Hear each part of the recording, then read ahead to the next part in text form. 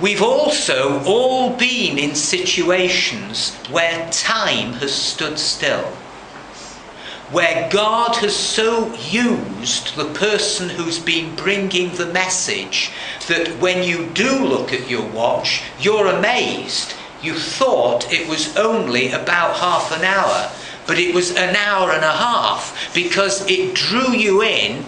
God was speaking to you. Here's another thing. Encourage people to bring their Bibles and to have their Bibles, because the one who is speaking is God, and he can speak to you directly through the Bible. The preacher is saying this, he's quoting something from Ezra.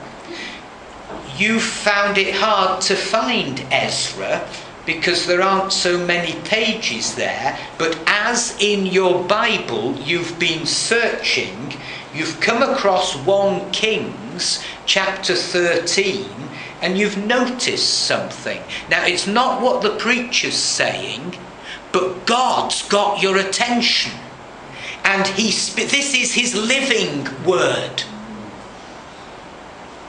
He can do that.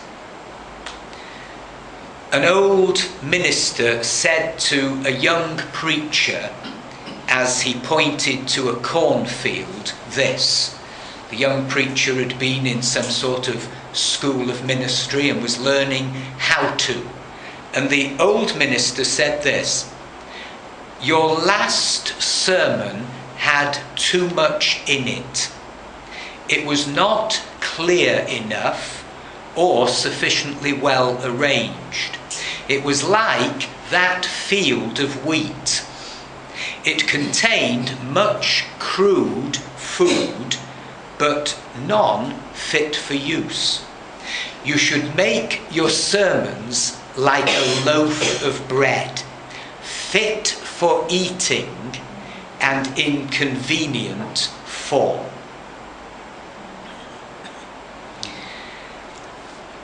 Doctrinal teaching should be clear and unmistakable. Unless the speaker understands clearly what he or she is saying, then what hope have others to understand it clearly? I am saying finally, and these are just 2 or 3, I shouldn't have given the number because there's about 10, but they are brief, and I got this from a book called Explosive Preaching, and it really challenged me. They're just a few sentences. Only when you preach Jesus Christ and Christ crucified do you have substantial authority. Great preaching talks mostly about God. Christ must be at the centre of every sermon. Does your sermon lift Jesus higher? The preacher's job is to point to God. Focus more on God than yourself when you are praying. God, show me what you're doing today and how I can be a part of it. Lord, may my heart be broken by what breaks your heart. Am I asking my listeners to make a decision?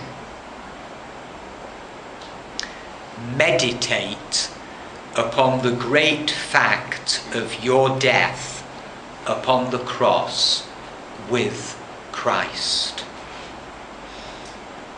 Father, as we've just shared some thoughts this morning on the word and how to bring a word, we're aware, Lord, that only you can speak words of spirit and life.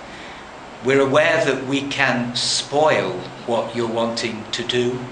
We can interfere, we can get in the way.